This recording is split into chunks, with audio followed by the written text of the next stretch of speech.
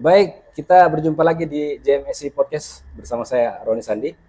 Dan pada hari ini kita kehadiran narasumber.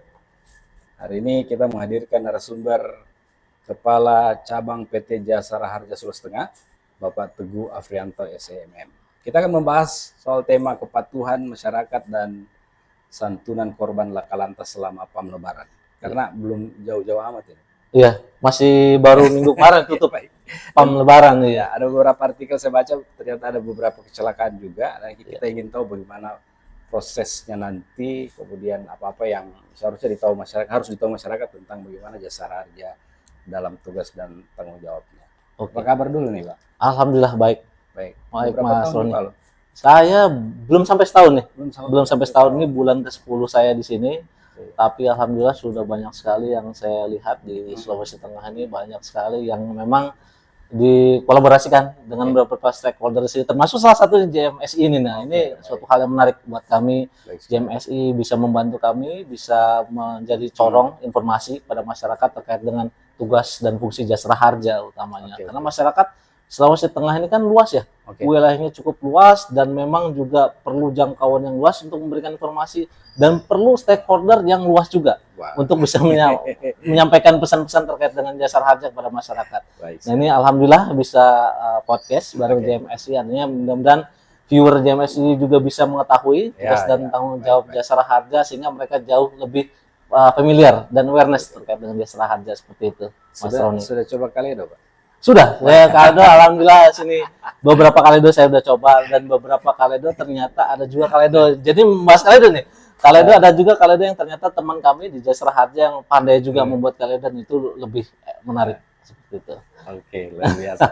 Baik Pak, kita akan banyak berdiskusi seputar tema kita juga mungkin juga agak bergeser sedikit dari tema, tapi tetap dengan tugas dan fungsi dari Jasara Harja sendiri.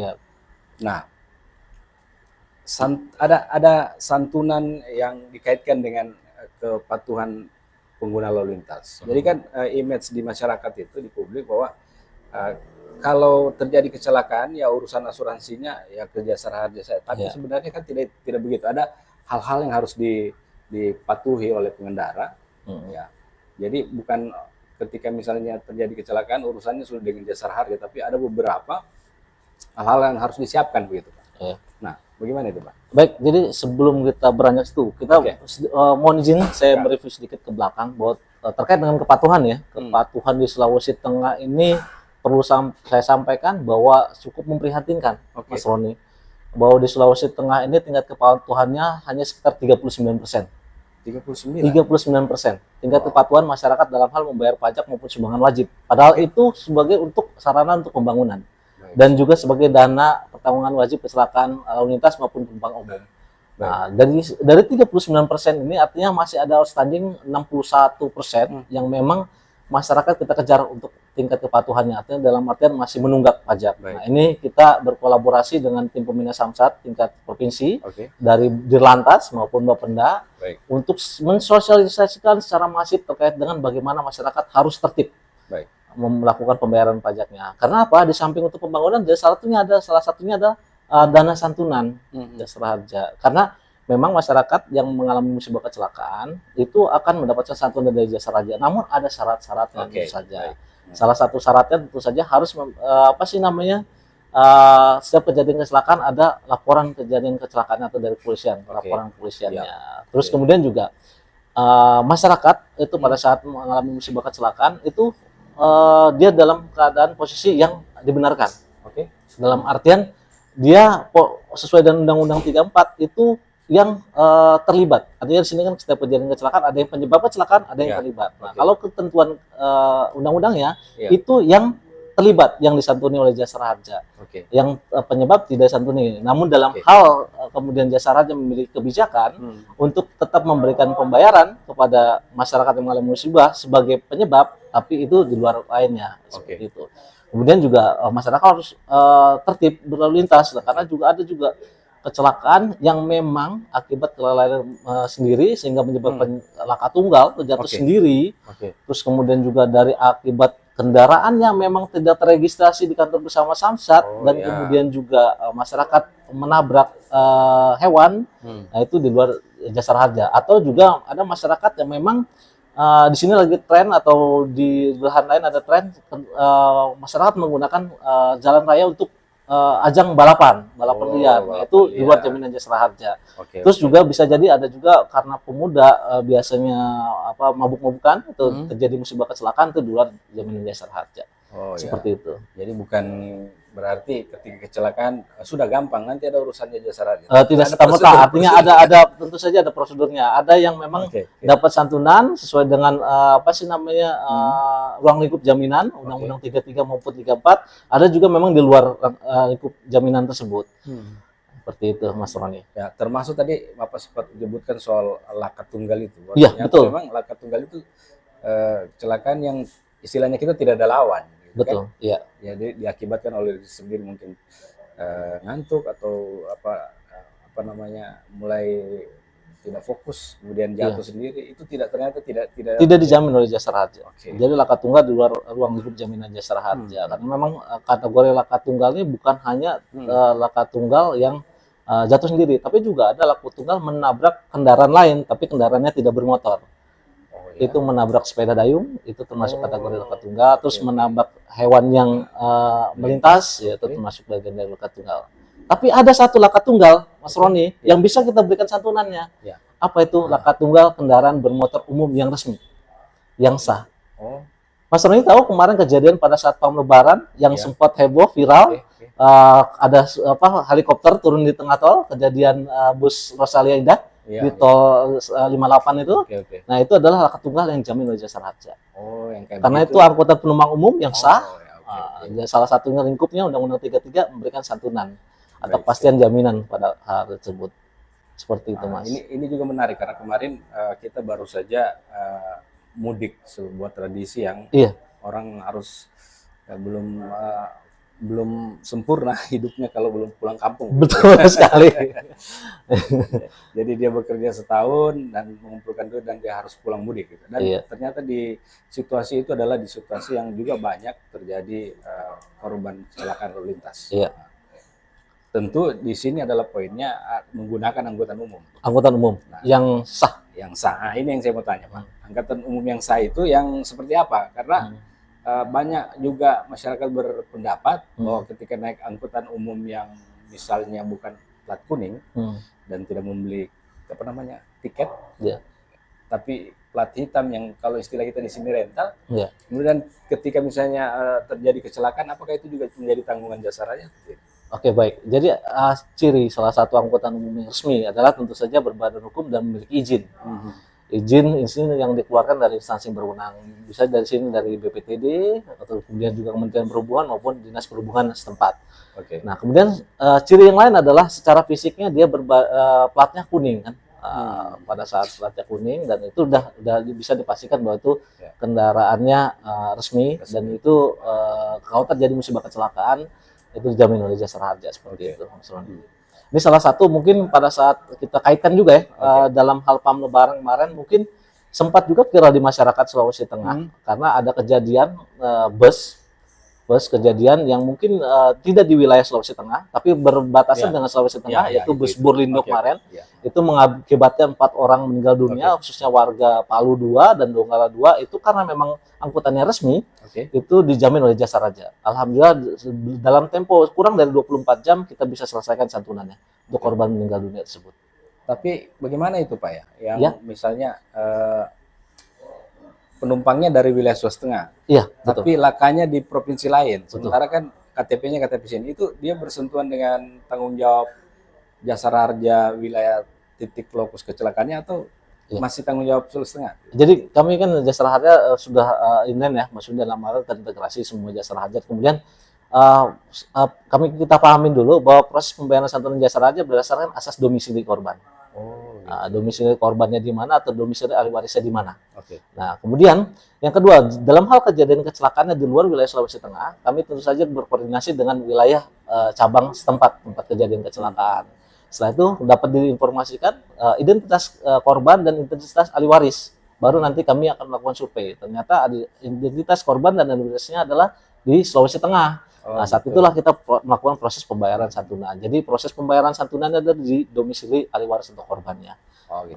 Di kejadian kecelakaannya itu menerbitkan laporan kepolisian untuk kejadian kecelakaannya. Nanti baru dilimpahkan kepada kami akan proses pembayaran santunan, sehingga korban atau ahli waris tidak susah lagi. Warawiri harus ke sana, tapi sudah dilakukan proses pembayaran di sini. Oh, gitu. Kami juga proses kemarin jemput bola kepada ahli waris. Berarti tidak harus ke sana lagi, ya, korbannya, keluarga korban. Iya, tidak perlu ngambil ke Sulawesi Barat santunannya, tapi kami di sini yang melakukan proses pembayaran seperti itu. Baik sekali. Nah, Pak Teguh, karena kita tadi juga masih membahas soal PAM Lebaran, ya.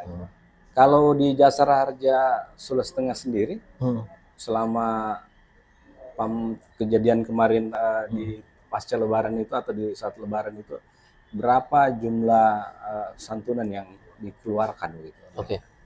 Jadi memang pada PAM Lebaran itu 14 hari kemarin, pada PAM Lebaran 14 hari. Selama 14 hari ini untuk khusus pembayaran santunan kami ada kenaikan sebesar 100 juta rupiah. Yang dari dulunya tahun 2023 sebesar 781 juta menjadi 881 juta rupiah. Artinya ada kenaikan 100 juta. Kenapa kenaikannya itu? Karena ada pelimpahan berkas. 5 korban meninggal dunia di luar Sulawesi Tengah yang kami proses pembayarannya di Sulawesi Tengah. Nah, kemudian di luar itu ada kejadian kecelakaan yang di wilayah Sulawesi Tengah dibanding dengan kecelakaan yang tahun lalu di periode yang sama. Tapi itu ada penurunan tingkat lakanya. Artinya kalau dari tingkat laka di Sulawesi Tengah itu ada penurunan signifikan, baik dari korban meninggal dunia maupun korban luka-lukanya. Tapi dari sisi santunannya kita naik.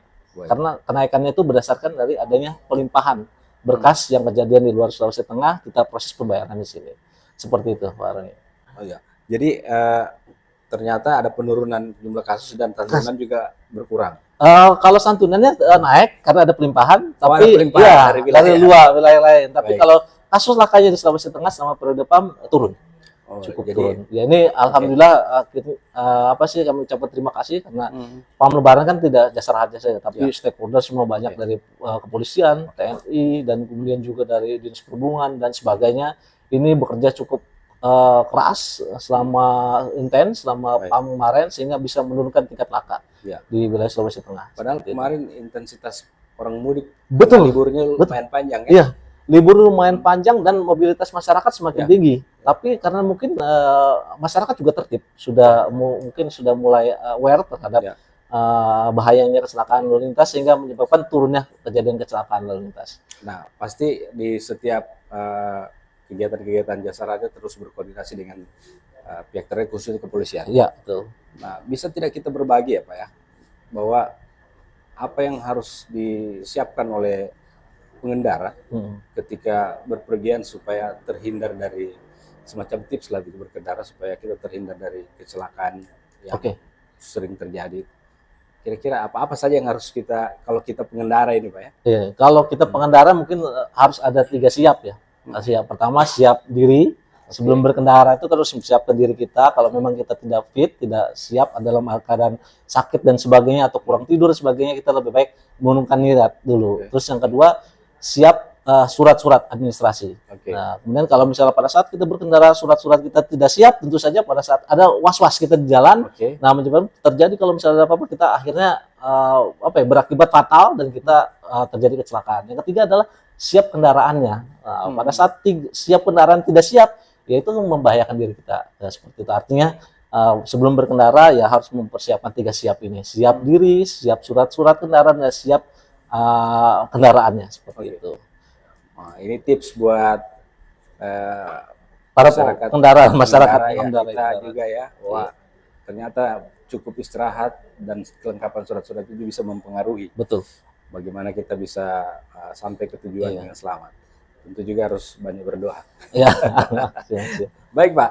Pak Teguh, ini saya juga di TTP ada 2 undang-undang berdekatan nomor ya, 34 dan 33 dan 34. Undang-undang nomor 33 tahun 1964 tentang dana pertanggungan wajib kecelakaan penumpang dan Undang-Undang Nomor 34 Tahun 1964 tentang dana pertanggungan wajib kecelakaan lalu lintas jalan. Ini sebenarnya agak mirip-mirip Pak. Bagaimana mau menjelaskan ini ke masyarakat? Oke. Baik, jadi ini dua undang-undang ini sudah cukup lama sekali. Iya, iya. Artinya tahun 64, mungkin saya juga belum lahir, mungkin Mas Roni juga belum. Artinya memang, tapi saat ini masih relevan sekali diberlakukan masyarakat. Yang pertama terkait dengan Undang-Undang 33 tentang dana pertanggungan wajib kecelakaan penumpang umum. Ini terkait dengan bagaimana memberikan jaminan kepada masyarakat kalau menggunakan transportasi umum, baik di darat, laut maupun udara. Kemudian yang kedua adalah Undang-Undang 34 terkait dengan dana pertanggungan wajib kecelakaan lalu lintas jalan. Ini untuk kendaraan-kendaraan pribadi. Jadi mekanismenya pada saat kita Undang-Undang 33 itu pada saat kita proses pembayaran ongkos kendaraan kita menggunakan transportasi umum, situ kita bayar tarif ongkos kan. Situ pada saat kita bayarkan ongkos sudah ada komponen iuran wajib yang dibayarkan untuk memberikan perlindungan kita sebagai penumpang kalau terjadi musibah atas angkutan atau moda transportasi umum tersebut. Nah, pada beda dengan Undang-Undang 34 itu diberikan kewajiban kepada pemilik kendaraan, untuk membayarkan kewajibannya berupa sumbangan wajib bersertaan dengan pembayaran pajak di kantor bersama Samsat setiap tahunnya. Setahun sekali seperti itu. Oh ya, jadi ini undang-undang yang cukup lama tapi masih relevan. Masih relevan sekali sampai saat ini. Karena ini tadi yang dijelaskan Pak Teguh memang banyak harus disampaikan ke publik biar lebih paham gitu. Iya. Nah, sebelum di closing Pak, ada pertanyaan yang sebenarnya ini pertanyaan yang sangat sering dipertanyakan atau juga sering misalnya kalau kami menyebutnya itu kalau kecelakaan itu selalu berhubungan dengan jasara harja. Nah, kemudian pertanyaan lain itu untuk sepeda listrik. Nah, bagaimana mengcovernya itu Pak? Jadi sepeda listrik ini memang fenomena yang menarik juga di masyarakat bahwa kita tidak bisa mengesampingkan bahwa masyarakat sekarang sudah menggunakan sepeda listrik dan memang harusnya sepeda listrik itu tidak layak digunakan di jalanan raya karena ini mungkin bisa untuk hanya di kompleks saja kan gitu. Namun dalam hal terjadi musibah kecelakaan tentu saja ini bagian dari kendaraan yang tidak bermotor. Sepeda listrik. Sehingga kalau misalnya terjadi musibah kecelakaan, sepeda listrik melawan sepeda listrik itu tidak dijamin. Tapi sepeda listrik dengan kendaraan bermotor yang dijamin adalah sepeda listrik. Sepeda listrik ya, karena sepeda listrik adalah bagian orang yang di luar penyebab kecelakaan karena dia dianggap sebagai pejalan kaki atau sejenisnya. Karena dia tidak mengendarai atau ini kan sebagai sepeda dayung. Tapi yang menabrak sepeda bermotornya itu pada saat menabrak itu tidak dijamin jasara harja seperti itu. Namun tentu saja di luar itu ada sanksi-sanksi kan, sanksi hukumnya. Nah ini sanksi hukum bukan di jasara harja, ada domainnya dari kepolisian tentu saja. Tapi jasara harja dalam hal batasan yang memberikan santunan. Sepeda listrik kalau misalnya tertabrak kendaraan bermotor yang dijamin adalah pengendara sepeda listriknya. Di luar dia akan ada konsekuensi hukum tentu saja atas dari penggunaan sepeda listriknya seperti itu.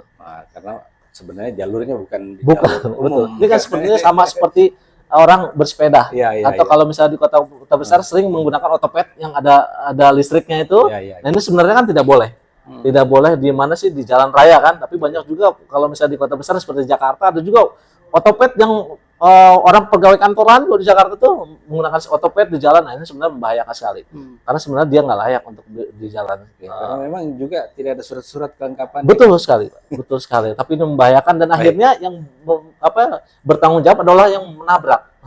Karena kan akhirnya si penabrak ini kan penabrak itu kan membayar sumbangan wajib yang dia gunakan sumbangan wajibnya untuk menyantuni orang yang dia tabrak seperti itu. Baik sekali Pak.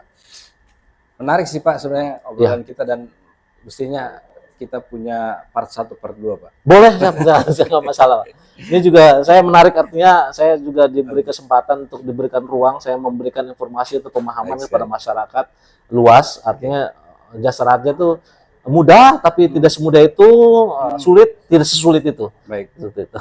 Nah, seperti janji saya tadi Pak, kita dibatasi waktu dan seperti biasa kita di JMSI Podcast ini ada semacam closing statement, apakah bentuk harapan ataupun penyampaian motivasi mungkin untuk masyarakat khususnya warga Sulawesi Tengah. Oke. Silakan. Baik, kepada masyarakat Sulawesi Tengah dimanapun Anda berada, kami dari Jasara Harja Sulawesi Tengah menghimbau pada masyarakat untuk selalu tertib berlalu lintas, hati-hati di jalan, karena ingat di Sulawesi Tengah ini adalah salah satu bagian yang cukup pareto dalam hal kecelakaan lalu lintas, di mana satu hari satu orang meninggal dunia karena kecelakaan. Artinya masyarakat juga dituntut hati-hati dalam berlalu lintas. Kemudian tadi tolong dalam hal sebelum berlalu lintas siapkan 3 hal yang tadi, siap diri, siap surat-surat maupun siap kendaraan. Kemudian kami juga menghimbau bahwa tingkat kepatuhan masyarakat dalam hal melakukan proses pembayaran pajak maupun sumbangan wajibnya itu sangat rendah sekali. Baik. Ini tolong masyarakat untuk berbondong-bondong lah melakukan proses pembayaran atau kewajibannya ini. Karena kewajiban pembayaran ini bukan hanya untuk Jasara Harja, tapi juga untuk masyarakat. Nah, akan mengembalikan masyarakat dalam bentuk perbaikan jalan atau pembangunan dan juga ketersiapan dana santunan untuk orang yang mengalami musibah kecelakaan di jalan raya. Seperti itu. Baik, terima kasih Pak Teguh Afianto SCMM Ya. yang sudah meluangkan waktu datang Ya, di makasih. podcast kami. Next time kita undang lagi Pak. Siap, dengan siap. Mungkin tema yang lain. Ya, siap. Makasih banyak saya sudah diundang juga. Makasih semuanya. Makasih. Baik, sahabat podcast, terima kasih atas kebersamaan Anda. Kita akan berjumpa lagi dengan podcast dengan narasumber lain bersama saya Ruzadi. Ya. Sampai baku dapat. Tabe. Tabe. Oke.